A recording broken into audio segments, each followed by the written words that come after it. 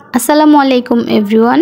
আজকে শেয়ার করছি একদমই ঝটপট কোনো রকমের ঝামেলা ছাড়া ভীষণ মজাদার আর ইউনিক একটি নাস্তা রেসিপি। মাত্র 1 কাপ ময়দা আর একটি ডিম দিয়ে কোনো রকমের ঝামেলা ছাড়া এই নাস্তাটি আপনারা তৈরি করে নিতে পারবেন। আর এই নাস্তাটি খেতে কিন্তু অনেক বেশি মজাদার। একবার তৈরি করে একটা এয়ারটাইট বক্সে করে 10 থেকে 15 দিন সংরক্ষণ করতে পারবেন। রেসিপিটি তৈরি করার জন্য প্রথমে আমি একটা মিক্সিং বোলে নিয়ে নিচ্ছি রুম টেম্পারেচারে থাকা একটা ডিম, দিয়ে দিচ্ছি 1/4 কাপ চিনি। চিনিটা আপনারা আপনাদের টেস্ট অনুযায়ী বাড়িয়ে অথবা কমিয়ে অ্যাডজাস্ট করে নিতে পারবেন। লবণ দিয়ে দিচ্ছি 1/2 চা চামচ, দিয়ে দিচ্ছি 2 টেবিল চামচ তেল।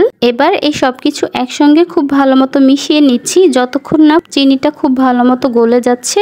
একটু সময় নিয়ে ডিম আর চিনিটা খুব ভালো মতো ফেটিয়ে নেওয়ার পর এখানে দিয়ে দিচ্ছি 1 কাপ ময়দা। আপনারা চাইলে এখানে আটাও দিতে পারবেন। আর দিয়ে দিচ্ছি 1/2 চা চামচ বেকিং পাউডার। এবার এই সবকিছু একসঙ্গে খুব ভালো মতো মিশিয়ে একটা ডো তৈরি করে নিচ্ছি। আপনারা এখানে প্রথমে 1 কাপ ময়দা দিয়ে পরে কিছুটা প্রয়োজন হলে অ্যাড করে নিতে পারবেন।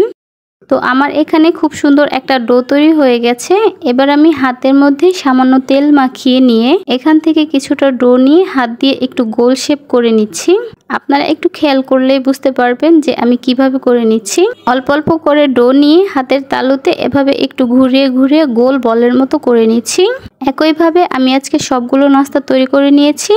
এবার আমি এরকম একটা বাটির মধ্যে কিছুটা পানি নিয়ে নিয়েছি। তারপর একটা করে নাস্তা আমি এই পানির মধ্যে দিয়ে দিচ্ছি। প্রায় 5 থেকে 6 সেকেন্ড পর নাস্তাগুলোকে পানি থেকে উঠিয়ে নিচ্ছি।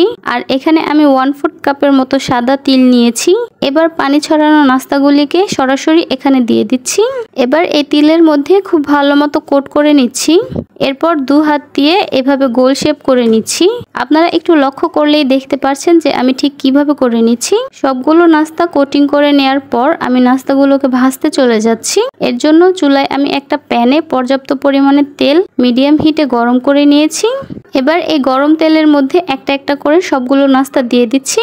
চুলার হিটটা মিডিয়ামে রেখে নাস্তাগুলোকে কিছুক্ষণ পর পর উল্টিয়ে পাল্টিয়ে ভেজে নিতে হবে। এ পর্যায়ে চুলার হিটটা বাড়িয়ে নাস্তাগুলোকে ভাজা যাবে না, তাহলে নাস্তাগুলো উপর থেকে কালার চলে আসবে কিন্তু ভিতরটা কাঁচা রয়ে যাবে। তাই চুলার হিটটা মিডিয়ামে রেখে একটু সময় নিয়ে এরকম উল্টিয়ে পাল্টিয়ে একটা ব্রাউন কালার চলে আসার পর এগুলোকে তেল ছড়িয়ে চুলা থেকে নামিয়ে নিতে হবে।